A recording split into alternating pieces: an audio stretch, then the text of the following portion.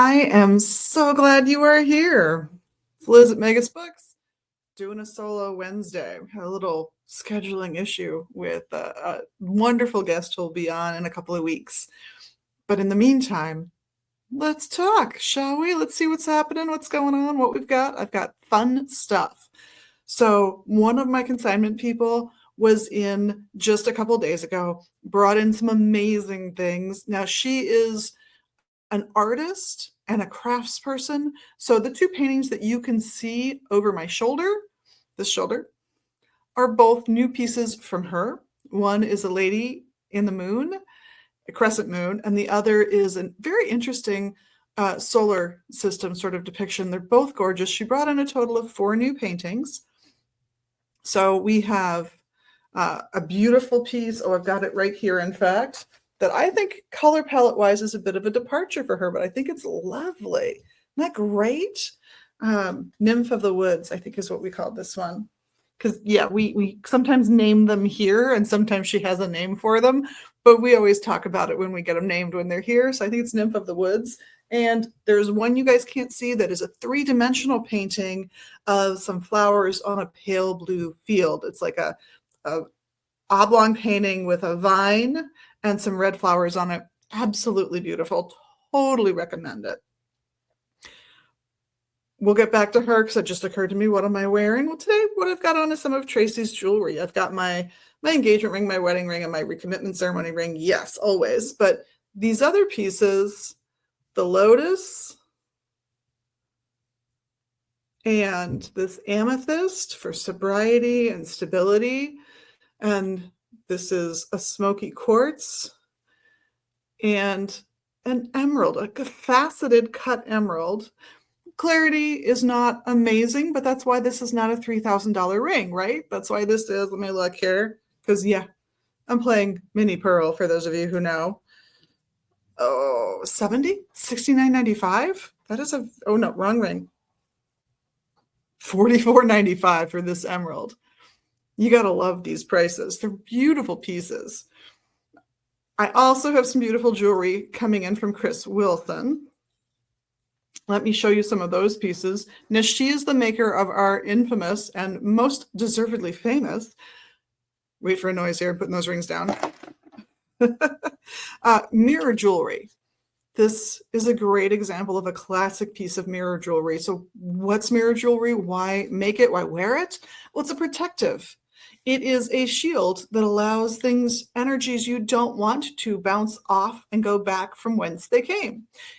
You might have recited a similar spell in 2nd grade. I'm rubber, you're glue. That's right. Whatever you say bounces off of me and sticks to you. That's what mirror jewelry is when it's facing out like this. Now, she's got a few pieces where the mirror jewelry faces the other direction, and this one could be used either way. Isn't that gorgeous? Let me see if I can get that so I can pull it up for you guys. If you wear it this way, it's not bouncing other people's energy away. No, it's helping you keep your energy close to you so that you're not going to be overrun by someone else's energy. So think about if you're in some kind of relationship that's having a rough time right now and you might be getting into arguments. There's a way in which if that person gets you mad, they're stealing your energy.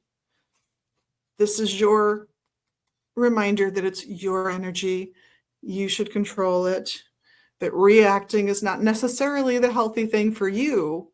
And since the whole objective here is to take care of you, we want you to have the tools you need to make sure your energy stays your energy. Now, she's also got some jewelry pieces that are not mirror jewelry. She's always got a few beautiful stones. This is sodalite, just absolutely adorable, deep, deep sodalite.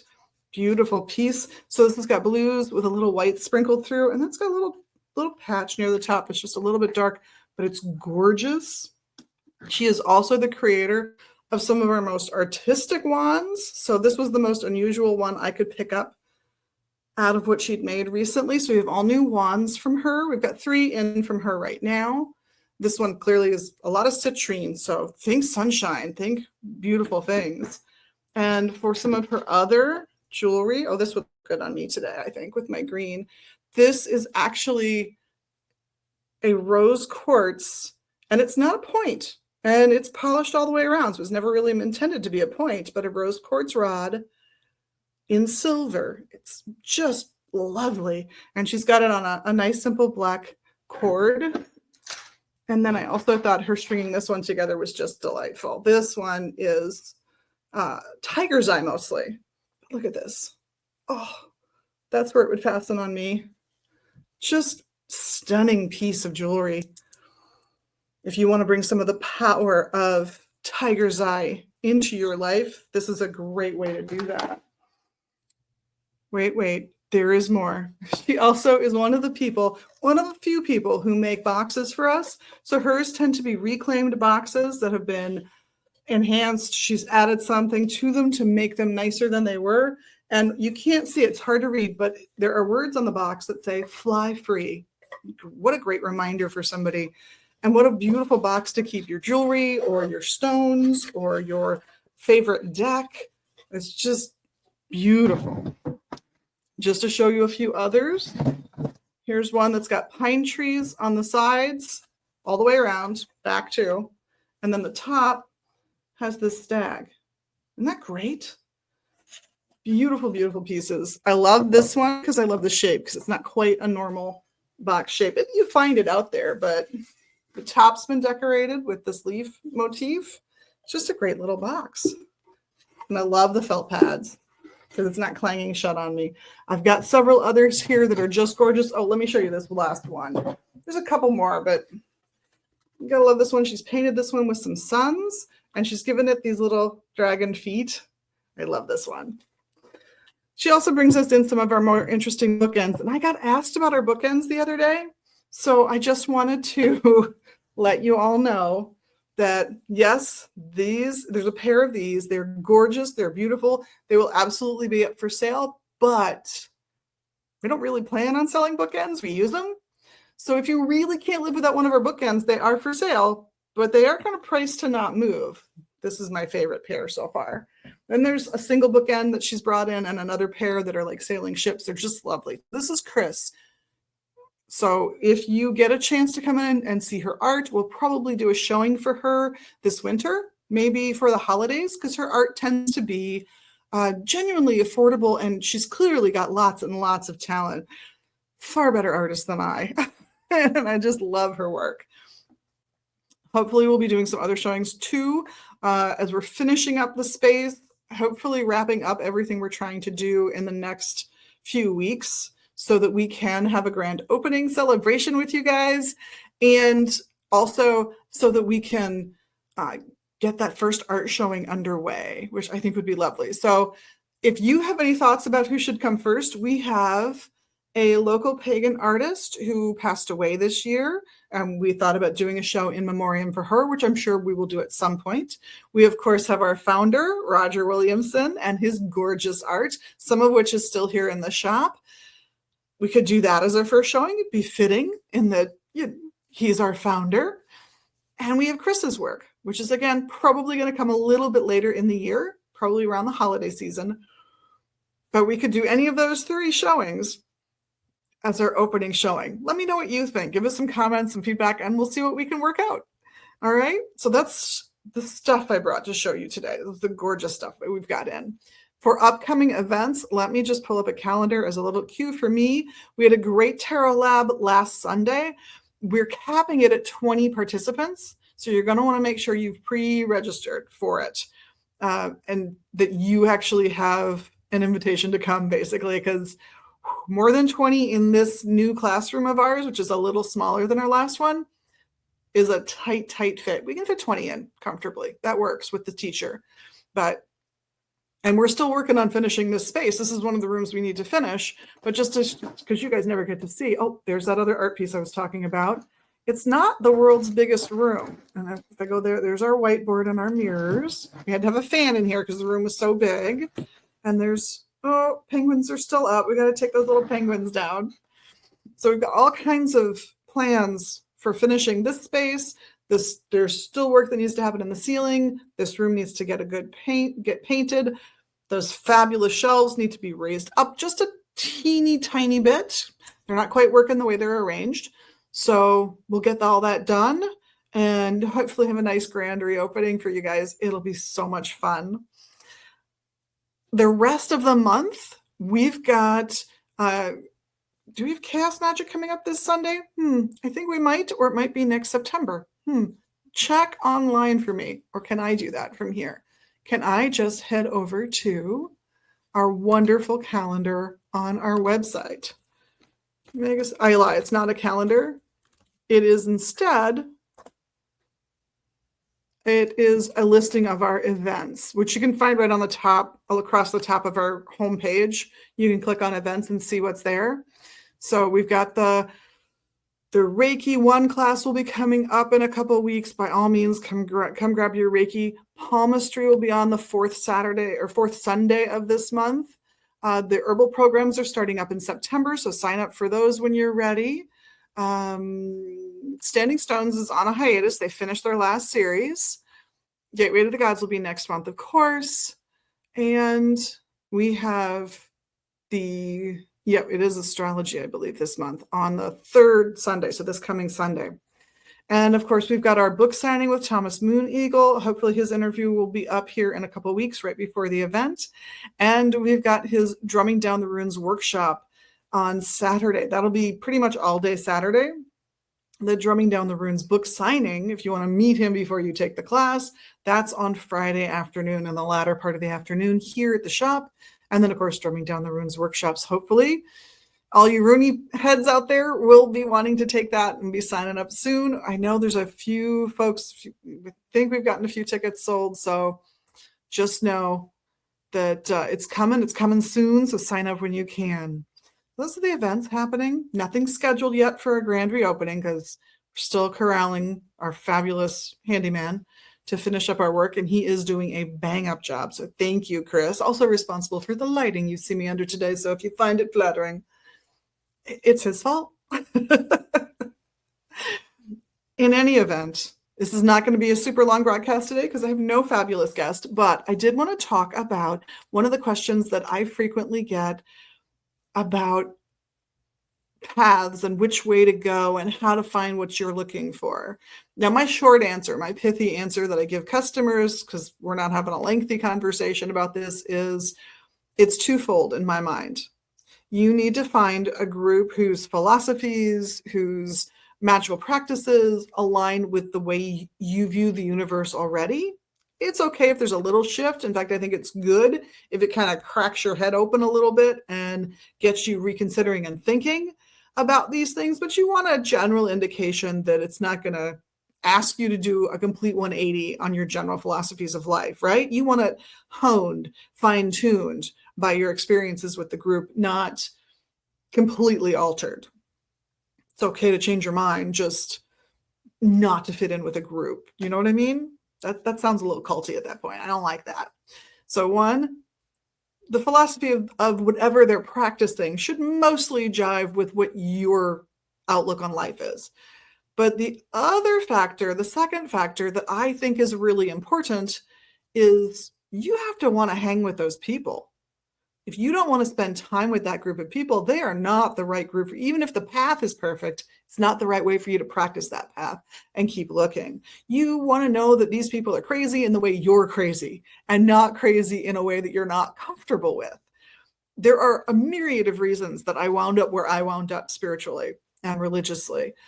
I didn't become a druid because a guy as old as my dad kind of flirted with me, and I was in college. I think it was a sophomore in college, and that felt really uncomfortable. So I'm not a druid. That's it. That's the whole reason. It's entirely personality in this case. I didn't join another group because somebody was very aggressive. It was a woman, very aggressive, very assertive, very interrogatorial. And I wasn't interested in that experience. I didn't join that group. There were a couple of groups that I really liked the people. I thought our energies all jived really well. Things worked great. And I picked one group, and then the other said, oh, okay, then we're backing off. And we won't. Hands off. You're somebody else's baby for training right now. And I thought that was very ethical of them. Now, I missed them. I loved that group, and I think it's full of wonderful people. But I wound up where I wound up.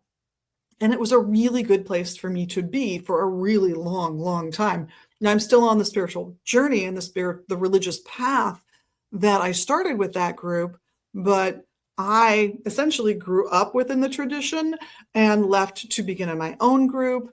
And that has been a wonderful journey as well. We've just sort of expanded how we've done things over time. And the philosophical constraints and the philosophical explorations and freedoms that it gives have been amazing to me. And so I love the path I'm on.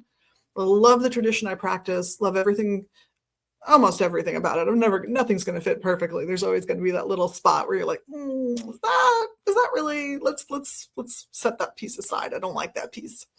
And I've been asked, because it is a tradition, well, what if the founder of your tradition suddenly came back to life, was risen again, and said you were doing it wrong? I would certainly listen. I would consider it. But there's absolutely no guarantee I would change a thing I was doing. If what I'm doing is working for me, not sure I would switch to their druthers at this point. We are talking about someone who's a number of generations removed from me, and their understanding of how the world worked in their time is very different from my understanding as to how the world works in some regards. And so there are pieces I would disagree with and wouldn't adopt and wouldn't practice. I know, controversial, right? I'm going to take 90% of this tradition and really run with it and have a great time with it. Okay. But I can't handle that piece over there. So we're not following that little indicator over there. I don't have an issue with that.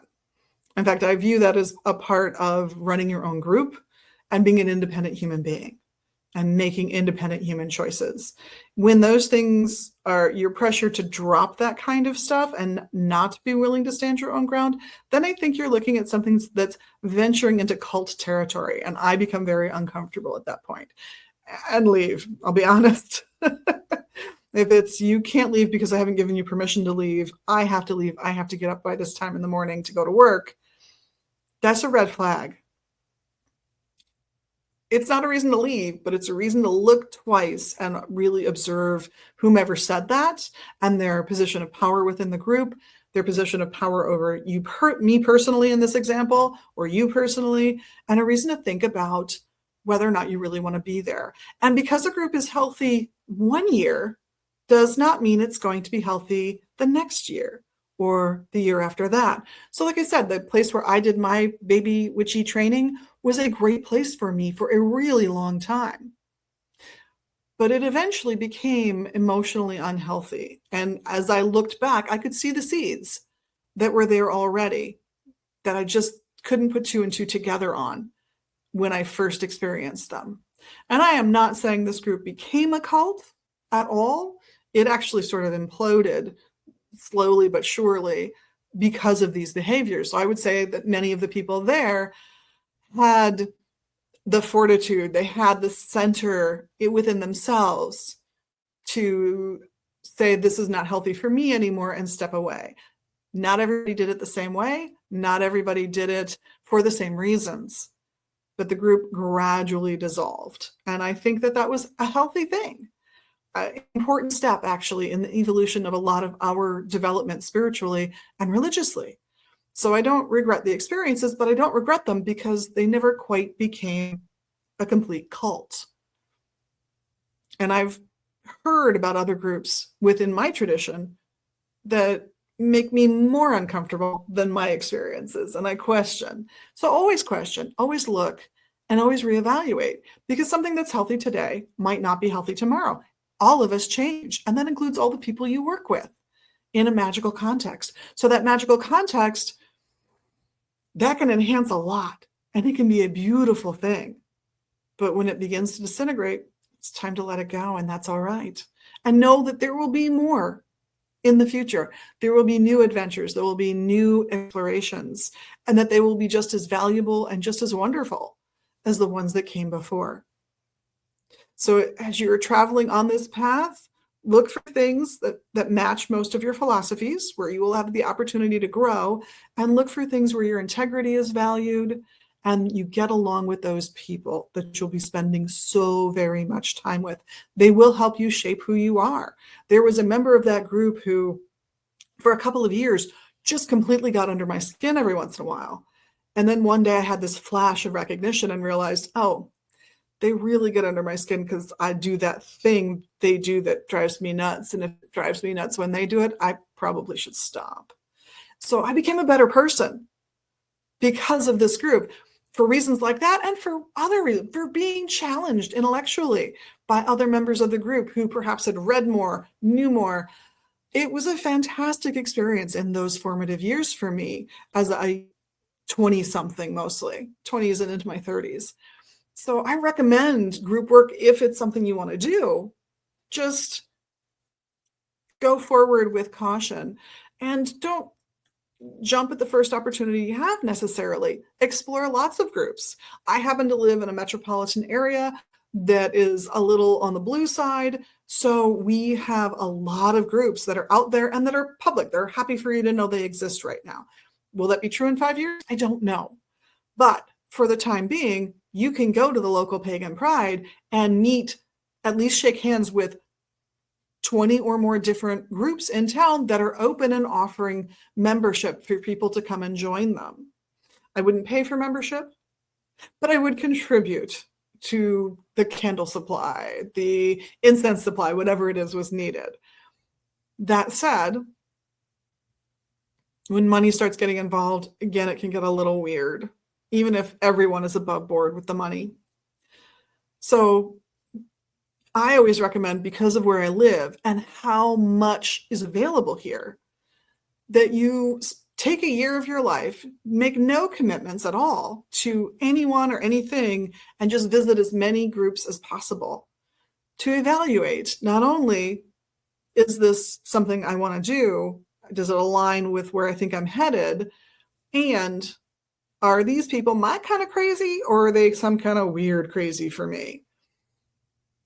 Then make your choice. Get out there, see what's available, shop around, and then make your choice. And understand that it's never a commitment you can't walk away from. It's like any other relationship. You can leave if you have to. You can leave if it becomes unhealthy. So it's my little controversial statement on how do I find a group again? You can also always go online. Witchvox is a place that some groups will list their presence in different locations, and there are entries for almost every state. You can, if you're more interested in ceremonial magic, you can go to the OTO and check out your local lodge or oasis, what have you. Very, very wonderful people to work with. We here at the shop, we are working with the various lodges and pre-lodges that exist all over the US, and it's been a really good experience. They really are. They have all been good to work with and really wonderful people. So I do, if you're interested in ceremonial magic, I do recommend them as a potential place to go. But there are other options out there, I promise. So just keep exploring, keep reading, keep practicing on your own. Never, ever, ever think you should not have your own altar, your own practices, your own idiosyncratic little things you like to do that are you.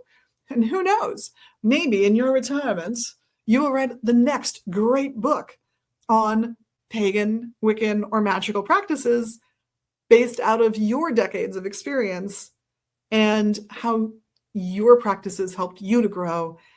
And sharing that with the world can be a gift that you leave in posterity.